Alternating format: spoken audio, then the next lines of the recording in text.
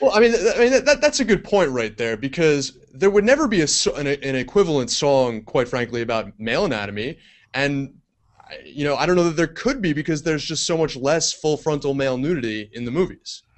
But I mean, the idea that we're all we got you, that somehow we kind of we're pulling one over on women that we got to see their bodies in movies, like isn't that so shameful? Isn't that so humiliating? And in addition, right, the idea that some of these instances of nudity were depicting rape or torture. I mean, it seems like you're right. There's a structural issue. There's this pervasive, different understanding of women's bodies. I think about my younger sister, and I didn't talk to her yet whether she watched it, but she's 15. What message are we sending to women about how society as a whole looks at their bodies? And so Well, it's a structural issue. You're saying that we can't change anything by bringing it up in this context?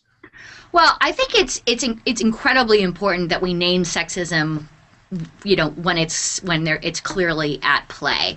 I guess what I'm saying is that doesn't necessarily mean that naming it, pointing it out, and giving some people something to do about it is going to lead to like mass action. And part of that is because we have a lot of education, a lot of, I'm going to pull like a throwback term in, but consciousness raising to do about the fact that sexism does in fact exist, that we aren't that just because women are graduating from college at higher rates than men, just because we spend more money than men, because we do more volunteer time, because we vote more than men, that somehow, sexism is sort of behind us. And I think that that's kind of at the root of Seth MacFarlane's humor here, which is that it's this kind of ironic sexism. It's this like, I'm going to be sexist, but you all around me are too smart to know that I'm actually sexist because we're not sexist anymore. Women are equal and they can do anything they want to.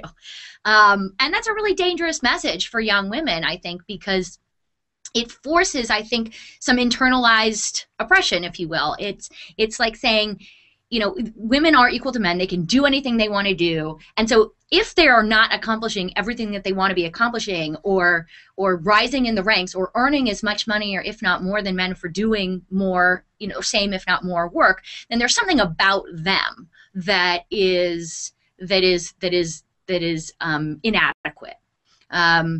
That it's, and so I think that's a really tough message to hear when you're 15. And it's unfortunate that Seth MacFarlane is sort of participating in perpetuating this myth that men and women are equal and that there are no structural sexist kind of factors contributing to women's ability to be as successful as the men next to them.